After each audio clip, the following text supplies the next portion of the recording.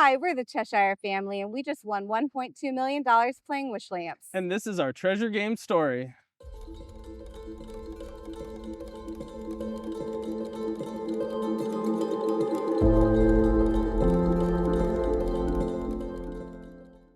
We are from Shawnee, Colorado. We have been married for 11 years. Life in Colorado just became unaffordable, so we decided to move to the South. And we've been here for a year now, and I've been out of work since February. And that's been tough. So when we sold our house, we were really hopeful. Our plan was to take the equity and to buy a new home. He was supposed to find work. It was supposed to all just unfold magically. But instead, it didn't really work out that way. And we started to watch all of this equity that we had made in Colorado just dwindle away month by month by month.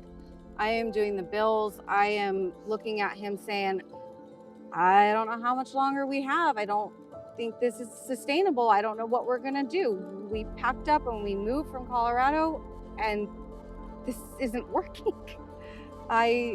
We started applying for food stamps, all the things. I didn't know what to do. Yeah, we were down to 2 months of money. 2 months. Less than that when we started playing the game. It was so bad. And I would tell my husband and I would tell my mom, I'm like, I know this sounds crazy and you guys are gonna think I'm nuts, but I need somebody to give me $1 million. I know nobody is. I don't know if I need to play the lottery. I even asked him, do we need to research what's the best way to strategically play the lottery to win the best odds? It's just like, should we do scratch tickets? Should we do Powerball? I didn't know. We weren't serious though. We knew that that wasn't a way to go. So I was laying in bed really depressed, just really down on my life. I didn't know what we were supposed to do. We had just given everything up in Colorado, given our home up, and now we're not even going to be able to have a home. And I was laying in bed, and because I follow a lot of the Colorado pages still, I had seen this press conference for this man who had found the Wish Lamp in Colorado, and he won $200,000 for his family. And I did the research, and oh my gosh, it's real. So I signed us up for the game, and initially it was just me because nobody else really cared. And I was going through the questions, and then I thought, you know what? Let's get the kids involved in this. This needs to be a family thing. So we ordered a map off of Amazon that had the North Carolina, South Carolina, Georgia, and Florida on it. We took the map and all the questions, all those, I think there was 48 of them at that point for us. And we started marking them on the map and stuff like, maybe this one goes here, maybe this one goes there. So we're hoping a pattern would emerge with those. I took all the questions and had an Excel sheet for South Carolina, North Carolina, Georgia, and Florida. And if it had, say Panther, for example, Panther could go into North Carolina, it could go to South Carolina, because Spartanburg actually has this Panthers little training Play playground. 60 NFL playground. Yeah, and then also you could have a Panther in the Everglades in Florida. So all of the clues, I went down and I marked them. And then I put all of them together and put the states up and looked at who had the most X's. And it was South Carolina. Without a doubt, it was here. And then we had done the advantage clues. I did the pictures, which didn't really help us at first, but when we actually came to Spartanburg, they did. Yeah. We got a picture of some dirt and then a picture of just 2 black lines and a white line, which we realized, or Tyler realized. Yeah, we realized that was most likely light coming through something, whether it's a crack in concrete or looking out from a narrow slot. We got those advantage clues, and that's when we did the 100-mile tracker. And I got it right on, you'll see it in my pictures, but I got it right in this area, and it was hovering right in between North Carolina and South Carolina. Well, I know it's not North Carolina. I know it's South Carolina. And the little section that the green was in, you've got all this national forest, and there's only 2 major cities, and it was Greenville and Spartanburg. And then that is when I had my breakthrough. It was, I don't know, maybe at 11 o'clock in the morning. Tyler's upstairs with the kids. I was downstairs. As Wyatt would say, is she down there with her clues again? Yes, Mommy's down there with her clues again. I was watching again I went back to the press conference of Fernie, and I wanted to see how did he break down that poem. I wanted to hear his explanation for it. And it's that point when I realized the words that he had underlined or that he really focused on were the more abstract words. They were not the words that your brain would initially like, oh, okay, let's look up this or that. It was the abstract words. And there was this one. And although it was wrong, it's what made me say, we've got to go now. And it was the One-Eyed William's Vision So Clear. I took the vision and I said, well, what is there a William eye doctor in Spartanburg? Guess what? There was a Dr. Billy Hagewood, One-Eyed William, because Billy is a nickname for William and there's only one eye. Yeah. And I'm like, that's my breakthrough. And I ran upstairs and I said, you all either get in the car or you stay behind.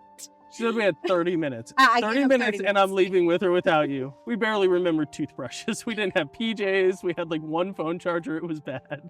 I panically drove here. It was pouring rain when we got to Dr. Billy Hagewood, and we still walked around the building. And then nothing obviously was there.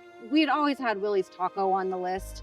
Because it's up. Because it's a Willie, it's a One-Eyed William. Like, okay, put that one on the list. It didn't fit my vision so clear, okay? I really wanted that, but that's okay. So it was Willie Taco. And we searched around the building. We also used that clue, the picture of the dirt. If you walk around the building, there's no dirt, there's no anything. It didn't look like the picture. No, it didn't look like it. So then we went to the next building and we walked around it, and then we walked to another one, and then I noticed it said, oops. And I can't remember the exact line in the poem, but there was a line in there like that a has foolish mistake. And then we walked over behind the building and there was this bluff.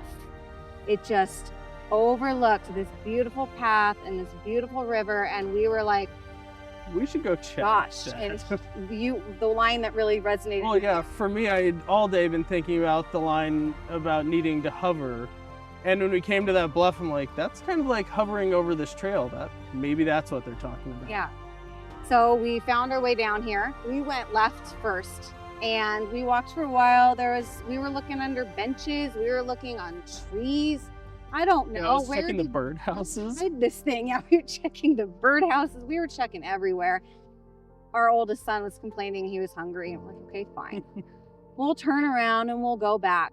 And then we got back to where the entrance is for where the path splits. And I was like, man, I just gotta go a little ways down the path. Just a little ways. Go over there. Because there's these metal signs with all these names on them. And I didn't know, is there a name on the sign that correlates to one of the clues or to the poem? I just got to check it out. And then that wasn't it. And then we saw the bridge. And that's when I started putting that last clue together that had, the black and the white and the black line. It was the camera was pointing up through the bridge. So I'm like, this is underneath of it. My kids and him, they all went up the bridge.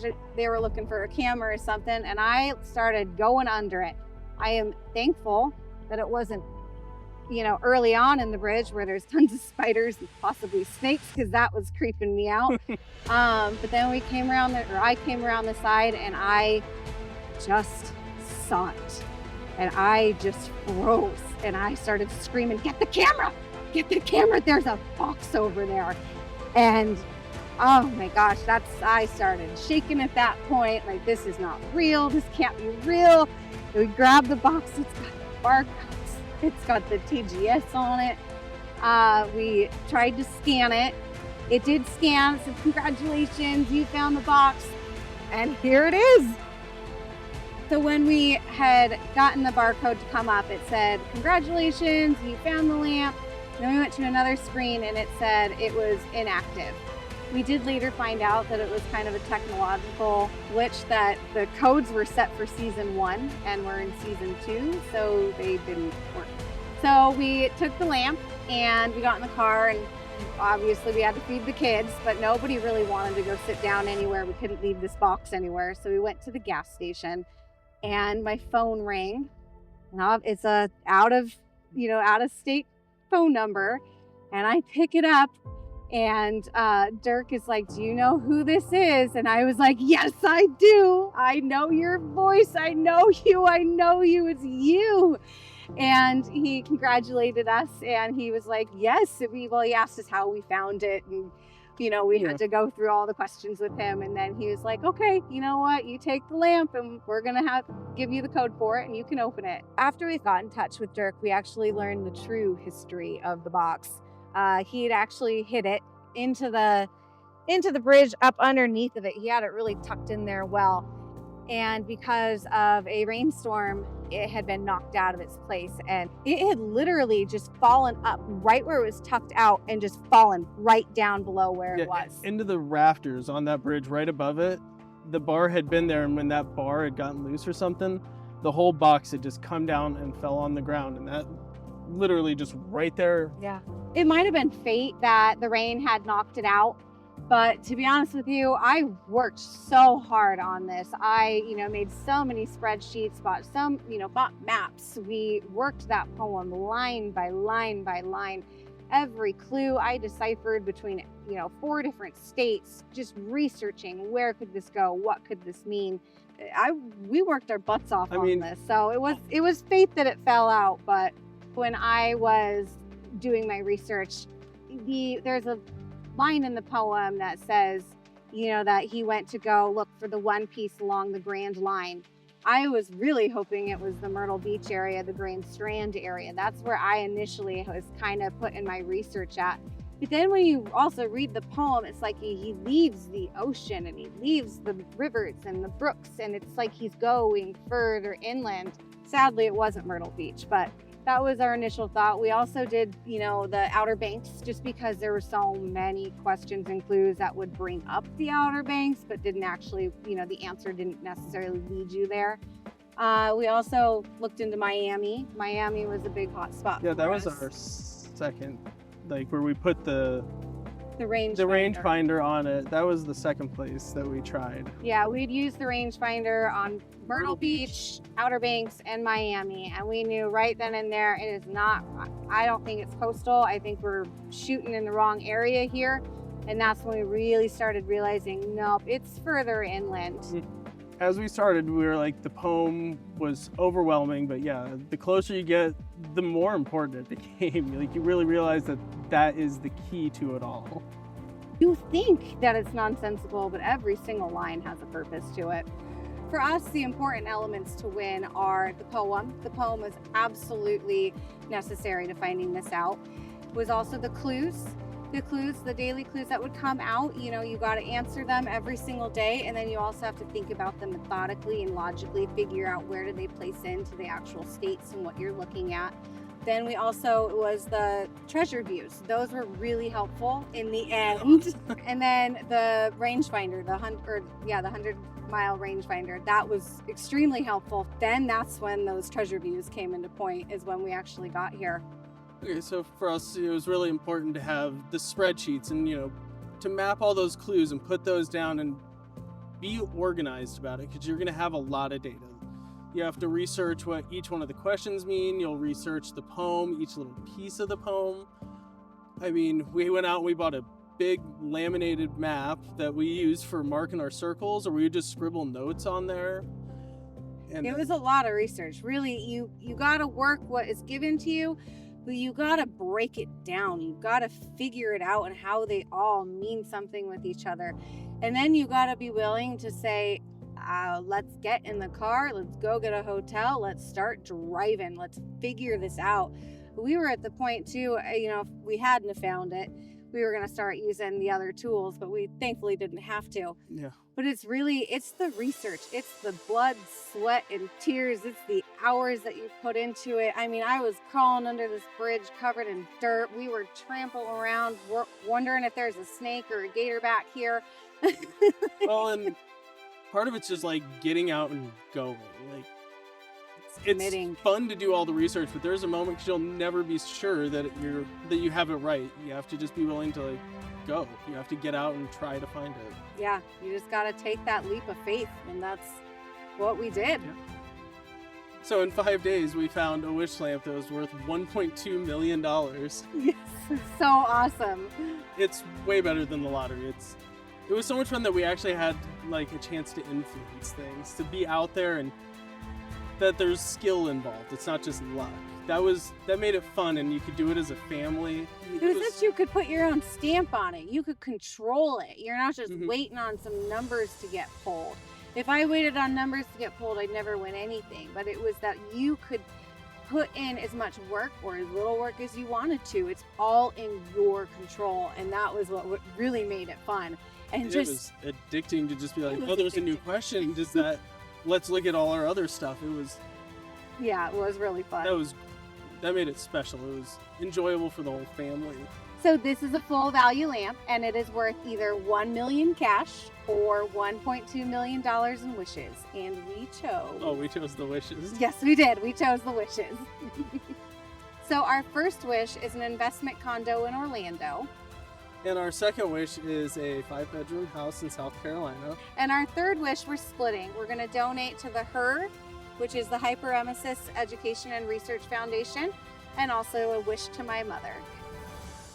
This whole thing is just such a blessing. It takes so much pressure off of me. I don't have to worry about if we can feed the kids or pay the bills or keep the lights on, or what are we going to do? Are we going to have to pack up all of our stuff or sell it and go back to live with my parents? It was a dire situation, and finding this lamp, literally, it took all of that and just reset our lives. It's like somebody was stepping on your chest, and all of a sudden that pressure's gone. We can breathe again. I can finally look forward to the next day. I can look forward to next year. I don't have to worry. There's hope. There's hope. For once, there's hope. So thank you, Treasure Games. You have changed our lives.